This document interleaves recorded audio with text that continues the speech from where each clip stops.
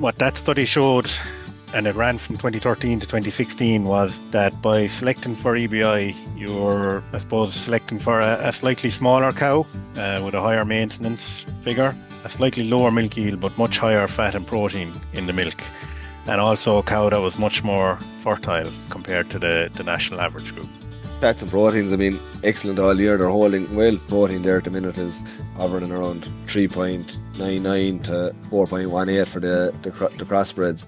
The national averages are 3.67. Like, so there's a fair variation in that, just in this week's collection. The same kind of difference that we're seeing in the fat as well. It's 4.8 to 5.2 for the elites and the crossbreds, and the national averages are 4.3. We are nearly halfway through the year, so today I've decided to check in with Ricki Fitzgerald, farm manager of the Teagasc Research Farm in Kilworth, to see how the year has been for him and the team in Kilworth so far. Ricki is managing the day-to-day workings of the Next Gen 2 herd, a new study that started in 2025 under the direction of researcher Brian McCarthy. Brian is also joining us to explain the background to the trial and what they are hoping to get from Next Gen Mark 2. I started by asking Ricki to tell us how the year has gone so far. We have 255 cows here. Calving started here kind of mid-January and we finished there in mid-April. Overall, calving went really well here. We had no major health issues between cows and calves. We just kind of got lucky one of those years. I think having the cows in good order there, calving down, was one of them a big benefit. We body score cows here every 2 weeks. So up there in January they were 3.25. So that helped massively. I think they're in the right order. They're just on ad lib silage for the winter. Pre-winter, I suppose, just before dry off, we might have picked out a few ones that are slightly under condition and dried them off a bit earlier, but that's kind of all we'd really done to get them in good order. There was a small number of usual minor health issues retained afterbirths and stuff like that, but that was just due to a set of twins and a few premature calves. But overall, it was less than 5 animals. Like, it was very, very, very small. What we did over the spring then, I suppose, like every farmer in the country, it was one of those really wet springs, really challenging. Did we do anything differently, or could we change anything? Look, we had a lot of grass opening, an opening farm cover of around 900, 950. So there was a nice bit of grass on the farm, and we didn't really panic about getting it grazed. Any day it was dry, or if it was possible to graze, we went and grazed. If it wasn't possible to graze, they just stayed in. But overall, I'd say if we missed half a dozen or a dozen grazings over the spring, it was probably a lot. The farm was really dry. We've good infrastructure here, so we had that ability to get out most days. And another little tool that we've used here that got us out in the evening, after the evening milking, was we bought a batt latch there a couple of years ago, Stuart, and that gave us great, I suppose, flexibility in getting cows out. Like if they were only out for 2 or 3 hours, we'd set the batt latch for maybe 7 or 8 o'clock at night, and the cows would be in. Once it starts raining, the cows would come back in, and they were offered silage, I suppose, as well when they came in. Now, look, that can have its downsides to clean outs and get hitting residuals, but we didn't really struggle in that sense. I felt just offering the cow silage, they were always content, they were always full. And I suppose that led us on to, I suppose, having a good breeding season. Now cows are all in excellent condition pre-breeding. So I suppose that kind of management over the spring period where it could have been challenging, it actually went very seamlessly. And we just a good routine. If it was dry overhead, the cows are put out. We had plenty. We've, like you'd always on about having a plan B, but there's a lot of days we had a plan C, even with, if certain paddocks weren't suitable, or if there wasn't access, or the right number of cows wasn't, I suppose, the right number of cows weren't going out to finish off a paddock, we'd wait a day or two until there'd be an extra few cows and just like one graze and finish out a paddock or whatever. That's kind of what we'd really done over the spring. And up to now then, yeah, sure, like we've first cut done.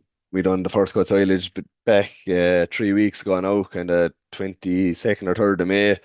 And we've that fertilized for second cut then. So we harvested off the silage in 22nd of May, and that got 2,000 gallons of slurry / soil water, a bit of both, and we gave it 65 units of protected urea then as well. So we'd hope to cut that second cut in maybe in month's time is kind of the plan. So just going back to the spring grazing piece then, Ricki, like just so people understand, you run all the cows as one group for the first rotation, don't you?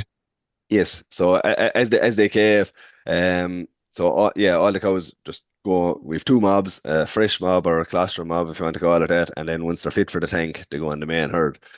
um, so yeah, that main herd ran. The trial started just before Paddy's Day. I think the 14th of March.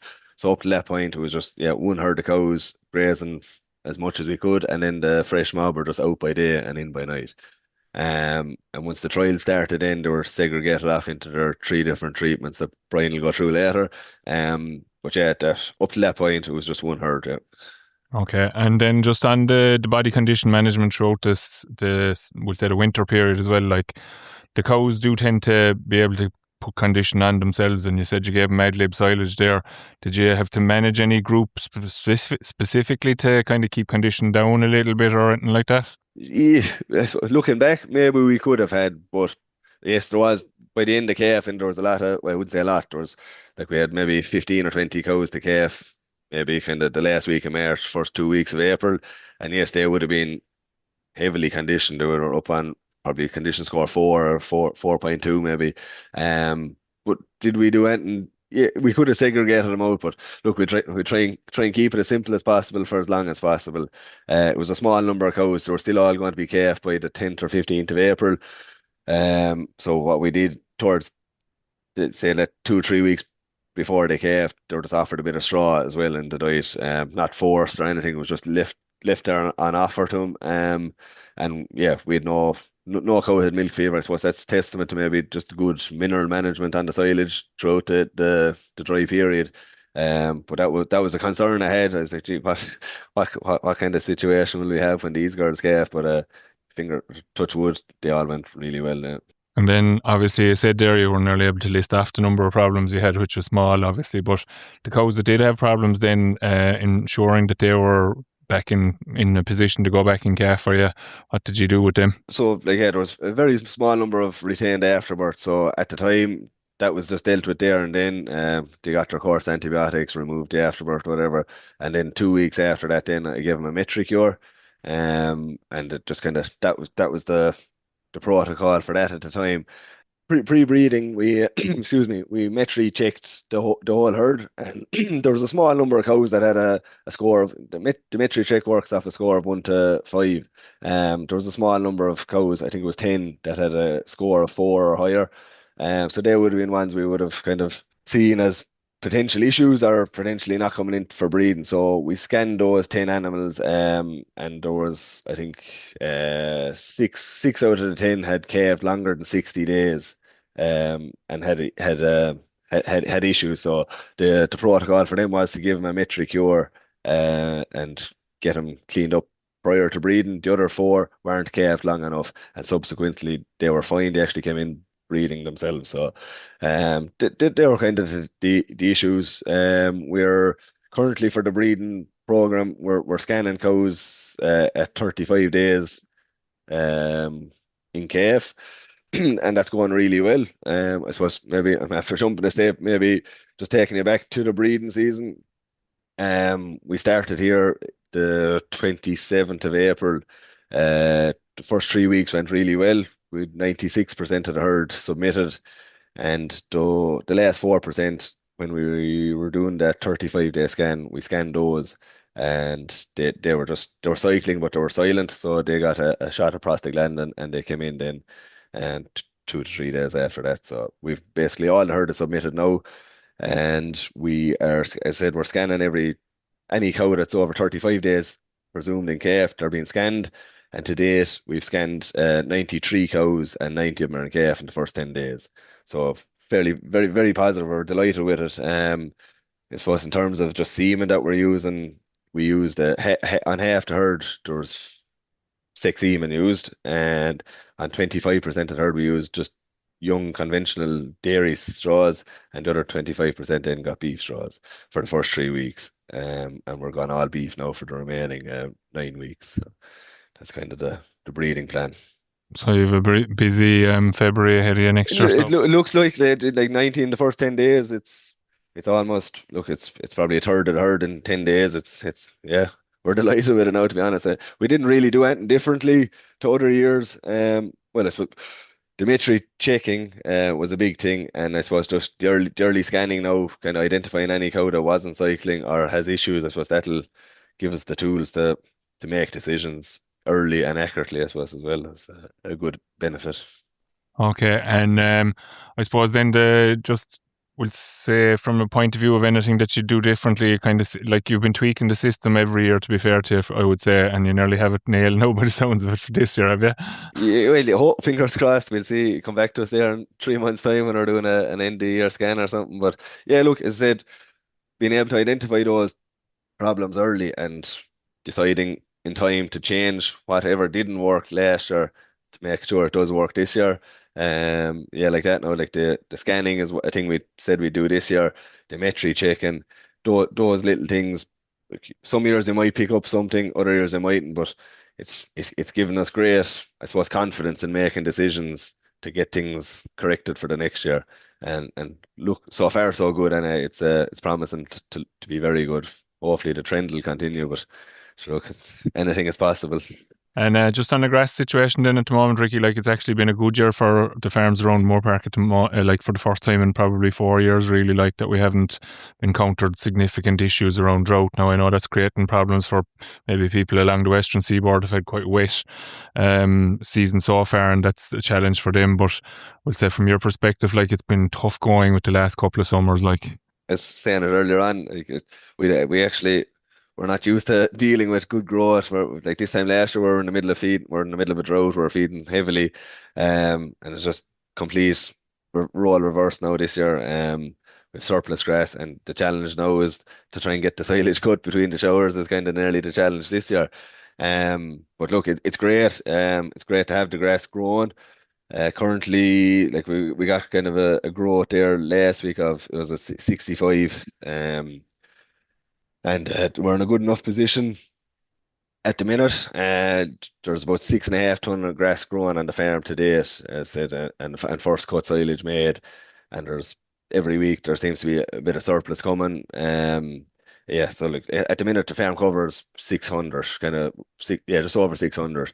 We're keeping the cover per cow at around 190 to 200. Yeah, and growth demand is kind of set at 55, thereabouts. So look, it's like we're getting growth well over that most weeks. So we're just taking off surpluses, good quality bales. It's nice to have a reserve of good quality bales for. Look, this isn't always going to be like this. If we don't use them this year, we'll most likely use them next year. But it's just having that backup of having them in stock, I suppose, is the big thing for us here. Yeah, better to be looking at them than looking for them. Yes. So just before I go to Brian, then Ricky, just I suppose you just mentioned it there, trying to maybe take the surpluses in tricky conditions. What do you do around that? Like, because it bothers people. They know they have the surplus, but maybe the weather is a bit broken or whatever.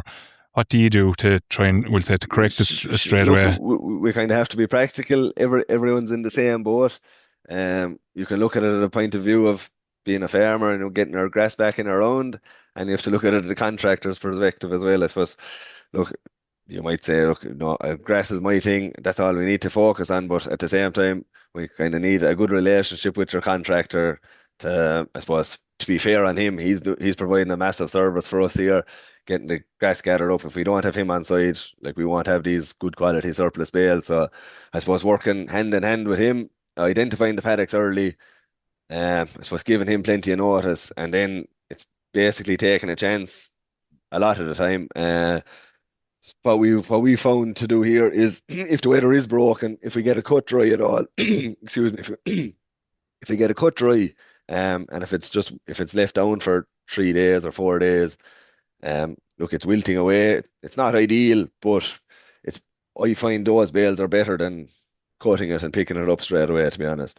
Those ones can just turn into pancakes, and they're not nice to feed out the following year. But look, yeah, that's kind of what we've been doing. Picking out the paddocks early. Look, they mightn't get cut the day or the week you wanted them. They might roll into the following. They might roll into the following week.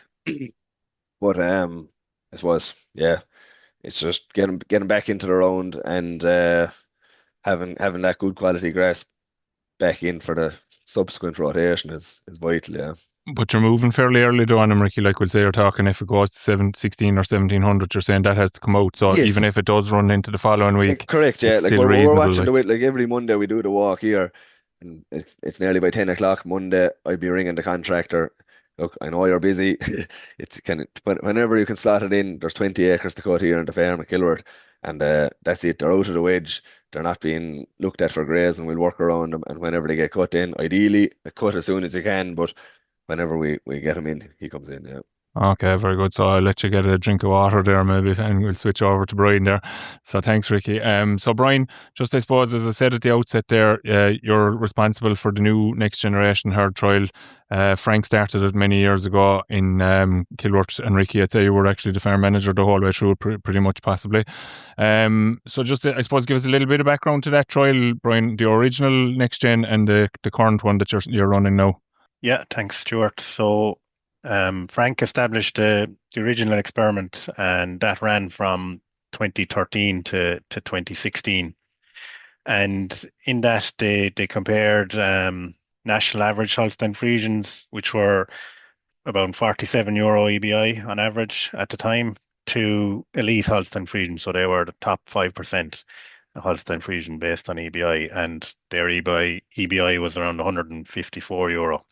And basically, what that study showed, and it ran from 2013 to 2016, was that by selecting for EBI, you're, I suppose, selecting for a slightly smaller cow with a higher maintenance figure, a slightly lower milk yield, but much higher fat and protein in the milk, and also a cow that was much more fertile compared to the national average group. So, like all the main KPIs for fertility, like submission rate and conception rate to first service, 6-week in calf rate, and they were all much higher for the elite group.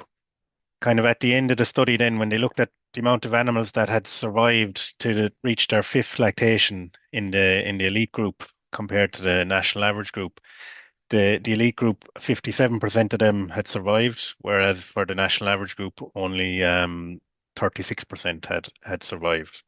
So that's a huge difference. Like, yeah, so you're 21% of a difference in terms of survival. Yeah. And I suppose the one thing, Brian, that I always picked up from that, from talking to people about that, is like you had to equalize that trial every year, so you never actually realized the benefit of that. Like, so obviously the cows that lasted longer in the herd were mature cows, because they lasted in the herd, and you obviously would have had higher performance from that group if they stayed in the herd. But they actually would have gone to some of the other farms in Moorepark, we'll say, wouldn't they, and been replaced by other stock then, in order to keep the numbers in the various parities the same, so that you were comparing like with like. Exactly, yeah. So when we actually look at the milk yield difference between the national average and the genotype, or the milk solids yield difference, it's not that large from the actual study itself. But if we take the physical data that was produced from the study and we put it in, Lawrence did an economic assessment of it, and in that, then you're taking a 40-hectare platform and 100 cows roughly, and you're modeling out then the performance of the different genotypes, and you can actually allow the herds to mature within that scenario. So, for example, the replacement rates would be much lower for the elite group of cows compared to the national average group. So your replacement cost would be lower, but then also your milk sales would be much higher for your elite group, because you're actually allowing the herd to mature in that scenario and have an older, more mature herd and higher milk production, So, and when Lawrence and Frank and Morgan O'Sullivan was the student who did the analysis, they found that the elite cows were leaving about €275 extra profit per year compared to the national average cows. Which is €27,500 on your 100 cow scenario that you said there, like, which is a fair chunk of change. Look, I just think it's really important to remember what the next generation study is and what that study showed, and then like to take it forward into what we're doing now, in terms of the next generation herd 2 experiment. Essentially, we're trying to continue to validate the EBI Okay, so make sure that the direction of travel for the EBI is in the right direction for Ireland's grass-based system, essentially, which is what the previous study showed, that the cows were, really fit for purpose in the system that we have. Um, and then I suppose to build on the previous study, then we're kind of looking at a bit more at the environmental side of things. So looking at the impact of EBI and genotype on methane production, nitrogen use efficiency at the cow level. We've also built in a kind of a farm systems comparison into the study, essentially looking at different organic nitrogen stocking rates. And then the final kind of main part of the study is we're looking at ways to increase beef calf value from the different dairy cow genotypes. So, like you said, we established, or we tried to re-establish the herd basically at the end of 2024 and the start of 2025. We had to buy in some animals. We had some animals ourselves, and 2025 was kind of what we call a setup year, basically, to get the herd in and get them settled, and to set up the farm to run the experiment. And the experiment essentially we've three dairy cow genotypes. So we've national average Holstein Friesian, and their EBI is 139 euros. We've elite Holstein Friesian, so they're top 5% Holstein Friesian based on EBI, and their EBI is 235 euros. And then we also have elite Jersey crossbreds, and their EBI, again, top 5% based on Jersey crossbreds, and their EBI is 221 euros. So there are three dairy cow genotypes, and we have three farm systems then, as I said, based on organic nitrogen stocking rate. So we have a 170 organic nitrogen stocking rate treatment, so that's essentially a non-derogation system. And that's a stocking rate in terms of cows per hectare of 1.89. Then we have 220 kilograms of organic nitrogen per hectare treatment, so that's basically a derogation system.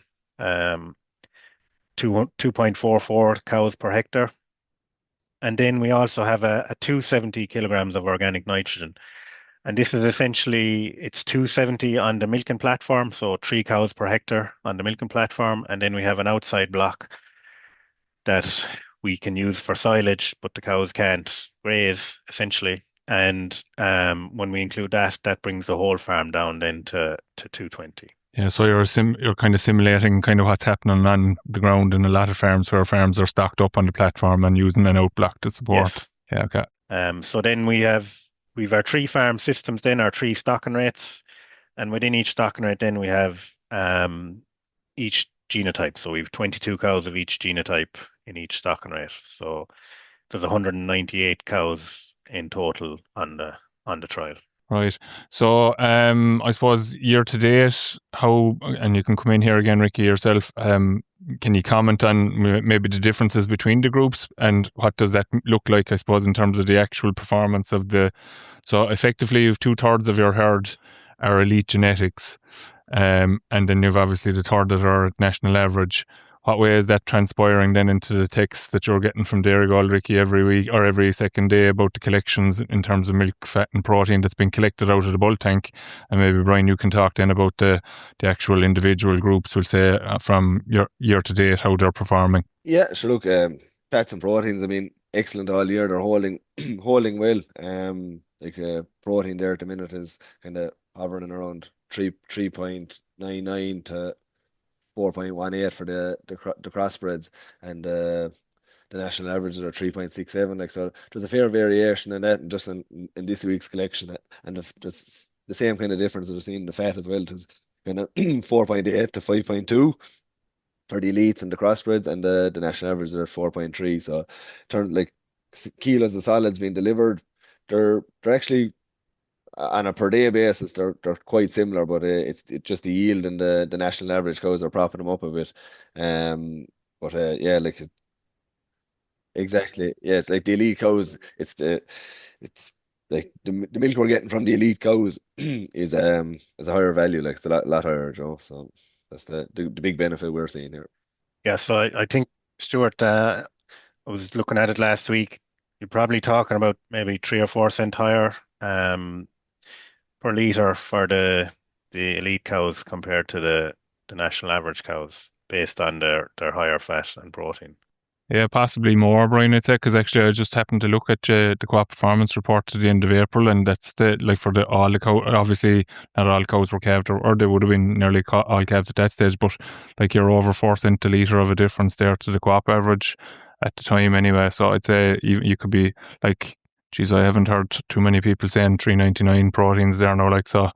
That'll be substantially. That'll be that's significant, like, and that's why it's as you said, it's reinforcing the message, or trying, like, it's grand to say that you should be breeding for this level of protein or whatever, but you're actually manifesting it on the ground now, effectively, like. Yeah, definitely, and like the elite Friesians, they're probably not going to be far off 4% protein, but for the year, like, so that's fairly good going, for a black and white herd.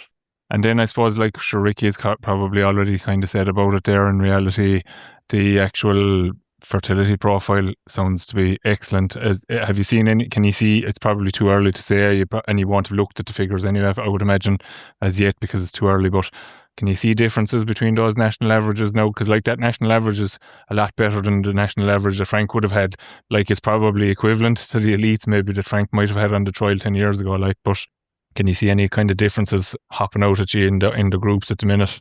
Not massively yet, I'd say. No, like it is a little bit early now. Look, just doing kind of non-return rates there, maybe for the first 3 weeks, they're kind of ranging from maybe 66% for the national average, 71% for the elite regions, and 75% for the Jersey crosses. So, look, that's non-return rate. That's going to go down, but you know, look, at least we're starting from a fairly high base anyway, and like Ricki said, it's looking fairly good as overall. And there's small, slight differences there between the groups, but again, it's very early to say, and we'll have to wait till the end of the year to definitively say if there are Yeah, differences but or you not. would be expecting that there will be slight differences anyway, for definite. Yeah. Looking at the early figures anyway, you think there probably will be. Yeah. There's a lot of stuff coming out of that trial, Brian, to be fair to you. Like, you're actually, there's a lot of stuff piggybacking on the actual next gen. There's more than just the next gen going on there. Like, there's the stock and red stuff, there's the nitrogen. You said at a cow level there, actually, you might just pick up on that bit. You said the nitrogen efficiency at a cow level. Explain what you mean by that now. Yeah, we just want to see if these elite cows are more nitrogen efficient than the national average cows in terms of the nitrogen they're taking in and the nitrogen that they're excreting, and is there something there that could potentially be exploited, There's a lot of work going on, yeah. And I suppose one thing I just to touch on is the dairy beef calf aspect of it, maybe. That's a really important part of the study. There's been a lot of work done on Jersey crosses, and from a dairy perspective, it's been very positive. But there is the beef side of things, and they are a lot poorer from a beef perspective. But we've never really looked at the whole lot together. The idea is that we have a team of two teams of Aberdeen Angus sires, effectively. They have the same DBI and they have the same calving subindex within the DBI, effectively. But one team of Angus sires has a kind of a low genetic merit for carcass weight, and the other team has a high genetic merit for carcass weight. So basically, the low merit is around 3 kilograms for carcass weight, and the high merit ones are around 13 kilograms for carcass weight. And what we're doing is we're breeding all the cows from each genotype in equal numbers to the low and high merit team of Angus sires. It's across every breed, every one of your genotypes. You're not specifically aiming your high carcass weight towards your lower beef merit cows. Like, yeah, okay. No. So basically, what we're trying to do is look at the effect of the dam, the genotype, and then also look at the effect of sire on that. And we're linked up with Grange on this in terms of basically we're providing the calves, we're generating the calves, and they they've taken the first batch of calves from the study up to Grange this spring. 120 calves have gone up. 40 calves from each genotype, and then within that 20 basically that are coming from high merit sires and 20 that are coming from low merit sires.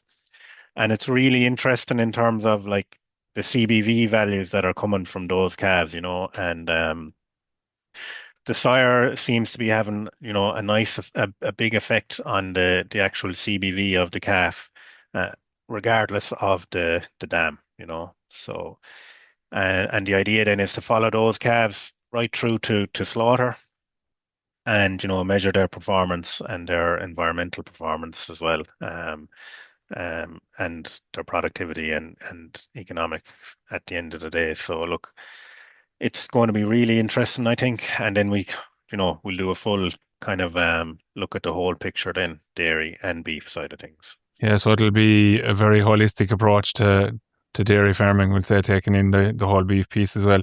And it's going to take a few years, obviously, Brian, but like it's a big piece of work, to be fair, and it's all very solid work now in terms of, as you said, already validating EBI, but also validating CBV now as well, which, look, there's some numbers there suggesting it from, we'll say, global data, or if you want to call it, coming through ICBF and so forth, but this will be very measured data, I suppose, and we'll be able to stand over what we're saying in terms of like, obviously we don't know what kind of management systems have been used where the animals have been finished, and the information that's coming through ICBF, they're just able to say that they're finishing at higher weights or whatever. So a great bit of work, and I suppose some people might have been wondering why was there a next gen 2 basically, but it's we've moved on 10 years, actually hard to believe that it's actually more. It's 10 years since the last study finished, so it's just verifying, as you said, that all the breeding advice and the plans around breeding are standing up to, are fit for purpose effectively. Like, and I suppose, if you don't mind me saying, I just flick back into your crop performance report for 2025, which, as you said, is your setup year, but 399 protein and 506 fat. Like, I mean, that should set alarm bells going off for people that if they're not heading towards that direction, that they're doing something wrong in terms of their breeding for solids in their herd anyway. And that's with a third of the herd being average. Like, so what would it be if you had a full herd of elites feeding into that tank? Like, so well done to that. And actually what that transpired to then, Brian, obviously a slightly better price in 2025 was 6.5 cents of a litre per litre difference over the average, and Dairy Gold would have a good average anyway. So well done. Fair play to you. Big job, tough study to get going, and now you're into the thick of it. Like, so it's kind of getting you're well up and running, and a bit of time to get to the end of it, obviously, but interesting stuff as well. Thanks. Yeah, there's a lot of work going in on the ground with Ricki and the team there, and PhD students involved, and yeah, it's going okay so far, anyway, but we just have to keep our finger on the pulse now and make sure that it keeps going right anyway. Very good. So thanks to you both for joining me today, and we'll catch up with you again in future to hear more about it, okay? Thanks. That's all for this week's episode of the Dairy Edge podcast, and my thanks to Ricki Fitzgerald and Brian McCarthy for joining me on this week's show. Don't forget to rate, review and subscribe to the podcast. You can listen on Apple and Google Podcasts as well as Spotify. For more information, go to the Teagasc website at teagasc.ie. I'm Stuart Childs, and join us next time for your Dairy Edge.